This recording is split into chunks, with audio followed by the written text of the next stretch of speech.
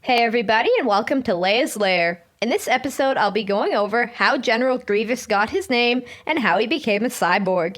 If you're enjoying the videos, please give them a like, share, and subscribe to the channel so I can continue making them for you. General Grievous was the leader of the Separatist droid army and collector of Jedi lightsabers from which he had slain. He was a ruthless leader and trained in lightsaber combat with Count Dooku. Before his cybernetic enhancements, he was born as Qymaen Sheelal and was a Kaleesh Warlord. The Kaleesh were a species of red-skinned humanoid reptilians from the planet Kaleesh. This planet was located in wild space, which is beyond the Outer Rim systems and not on any map. For generations, Kaleesh were assaulted by the Yam'rii, an insectoid species also known as the HUK.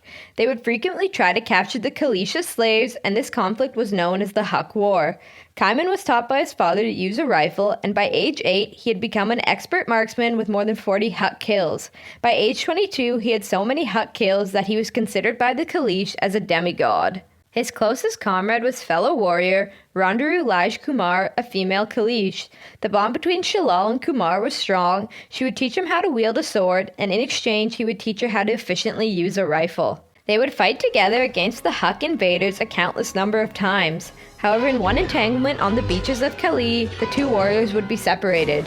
This is where Kumar would violently die by the HUKs and her body would vanish into the sea. Sheelal was unable to retrieve her body from the waters, and her death would act as a catalyst to his despair and horrible psychotic depression. Trying to bury his grief, he would take 10 wives and had 30 children, but none of them would be enough to fill the void left by Kumar's death. Realizing that he would be destined to mourn her for the rest of his life, Qymaen Sheelal would shed his old identity, thus adopting the name Grievous. Lusting for revenge, Grievous would become a Kaleesh warlord and would even manage to force the HUK from Kaleesh. But his vengeance would not end here, as he progressed to attacking their colony worlds. His mass destruction of HUK planets caused them to turn to the Galactic Republic for help. Jedi Knights were sent to stop the war and defended the HUKs. This led to hefty fines against the Kaleesh, and they ended up in poverty, with hundreds of thousands of Kaleesh left to die from starvation. San Hill of the Intergalactic Banking Clan saw Grievous's potential and offered to take on Kaleesh's massive debt in exchange for his service as a commander of the clan's private army of droid enforcers. Although Grievous did not honor his contract for long, opting to return to Kaleesh to avenge the desecration by the HUKs to sacred Kaleesh burial grounds.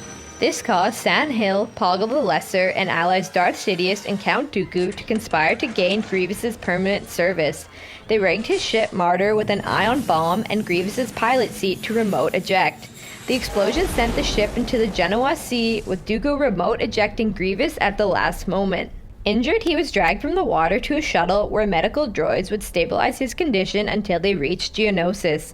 This is where Count Dooku would plant the idea that Jedi were behind the attack. Grievous would be told he suffered near-fatal injuries, rendering his body useless. Although in reality, Grievous proved his resilience, and therefore additional injuries were added after the crash to make his body as broken as possible.